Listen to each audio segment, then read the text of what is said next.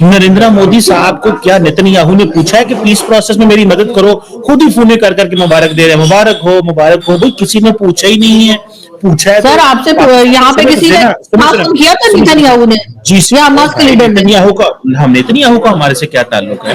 लेकिन जो हमास जो जब फलस्तीन की तरफ से जो लोग अमेरिका के साथ बैठ रहे थे, जो गारंटर थे, जो इंटरनेशनल स्टेबलाइजेशन फोर्स में फौजें भेजे कि हम उन मुल्कों में से, मैडम हम मिडिल ईस्ट में रेलेवेंट है, हम वो मुल्क हैं। तो सर हमें किसी ने फोन किया? सर हमास के लीडर ने फोन किया, हमें किसी ने फोन किया? हमास के लीडर ने किया, 12 कंट्रीज ने किसी ने किया।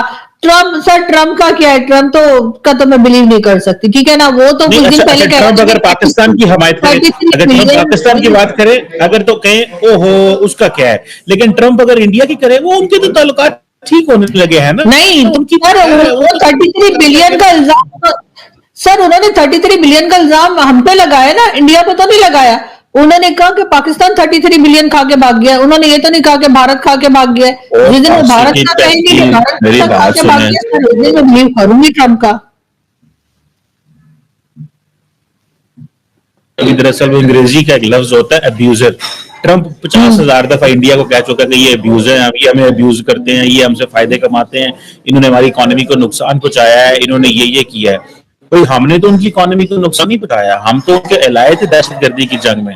उन्होंने हमें 33 बिलियन डॉलर क्या दिया है? वो हमारा अपना 600 अरब डॉलर का नुकसान हुआ पिछले 20 सालों में। किसी ने हमें 33 बिलियन डॉलर मैडम क्या देना? सर किसी ने कहा था हमें क्या हम अपने 600 बिलियन डॉलर का नुकसान कर लें? सर वैसे तो आप लोग बड़े ट्रम्प करते हैं। दुनिया को पुरअमन बनाने के लिए हमारा बड़ा किरदार है मैडम, इस चीज का याद रखिएगा। हमने अपनी इकोनॉमी और अपना फाइनेंशियल लॉस और अपना ह्यूमन लॉस करके इस दुनिया को महफूज किया। दरअसल आप एयर कंडीशन कमरे में बैठी रहती हैं। सर बड़ा मस्त जोक मारा है आपने, एक और सुनाइए। मैं बताता हूँ, आप दरअसल सुनाइए सर प्लीज। और आपका इंटरनेट भी सर इंटरनेट भी हिल गया आपका, आपकी बात सुन के आपका इंटरनेट भी ऐसे हो रहा है कि पता नहीं क्या हो रहा है, क्या बोल रहे हैं।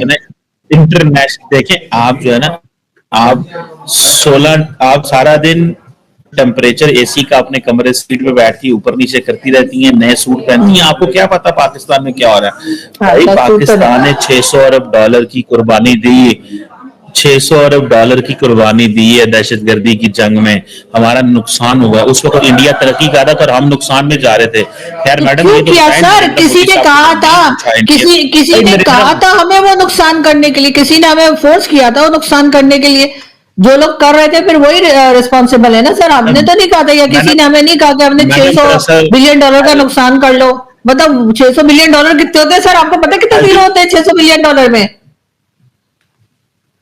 कितने? मैडम आई विश कि आप यूनिवर्सिटी गई होती और खासतौर पे मेरी कसम से सर सही पकड़ा आपने। मैं उस यूनिवर्सिटी में नहीं गई सर जहां आप गए हैं, उसको मदरसा कहते हैं।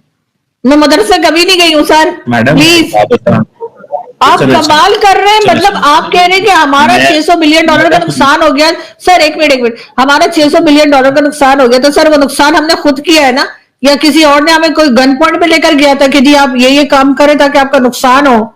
मतलब 600 बिलियन डॉलर हमने कभी मतलब लाइफ में देखे कि हम उसका नुकसान भी कर बैठे? लेकिन हमने खुद किया सर, हमारे साथ जो हुआ हमने खुद किया है।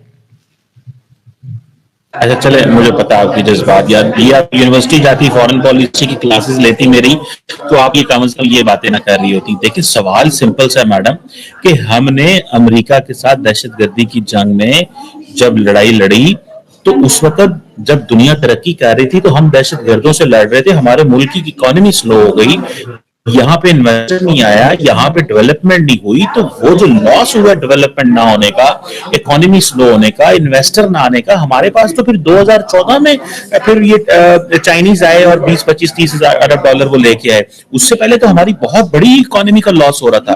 तो आई विश मैं आपको चाहूंगा कि मैं आपको रिकमेंड में जब नेक्स्ट टाइम दोबारा पढ़ाना चाहूंगा फॉरेन पॉलिसी की क्लास, मैं आपको फ्री एडमिशन दूंगा, पल्ले से आपकी फीस में भरूंगा। क्योंकि मुझे पता है कि देखें आप ओपिनियन मेकर हैं बहुत बड़ी पाकिस्तान की, आप पाकिस्तान की बहुत बड़ी। लेकिन सर मुझे ये बताइए ना कि ये जो सर एक मिनट सर सुनने का भी हौसला रखें, मुझे बताइए ये जो नुकसान हमारा हुआ, जो सो कॉल्ड दहशतगर्दी की जंग जो आपने लड़ी है, ठीक है, तो सर उसमें जरूरत क्या थी घुसने की उस जंग के अंदर? जाहिर है आपको डॉलर मिल रहे थे और आप यहां से अफगानिस्तान के ऊपर ड्रोन गिरवा रहे थे। उस वक्त आपको ये ख्याल नहीं आ रहा था कि वो हमारा ब्रदरली इस्लामिक कंट्री है। उस वक्त आपने नहीं सोचा कि आप उनके ऊपर ड्रोन करवा रहे हैं। आज जब उनको समझ आ गई तो आप अचानक से विक्टिम बन गए। मतलब पहले आप ही जो थे वो लोगों के ऊपर वो कह लीजिए अमेरिका के साथ मिलकर वो ड्रोन्स गिरवा रहे थे, उनको मरवा रहे थे, उनकी कंट्री का आपने इंसेंट बजा दिया आपने अफगानिस्तान की।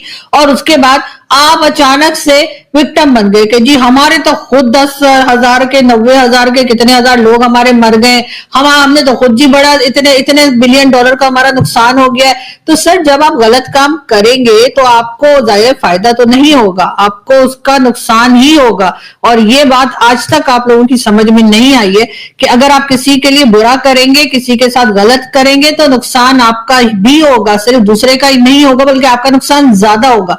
लेकिन आप इन चीजों को कभी नहीं समझ पाएंगे और कभी, क्योंकि मानते ही नहीं ना, मान ही नहीं रहे कि जी हमने कुछ गलत किया है और उसके बाद हम भुगत रहे जो आप दूसरों को। आपको क्या सर, अगर कोई सुसाइड बॉम्बर कहीं जाता है ना किसी को मारने के लिए, तो जब वो फट जाता है तो आप ये नहीं कह सकते, वो ये नहीं कह सकता कि ओ मैं तो खुद मर गया, मैं तो विक्टिम हूं।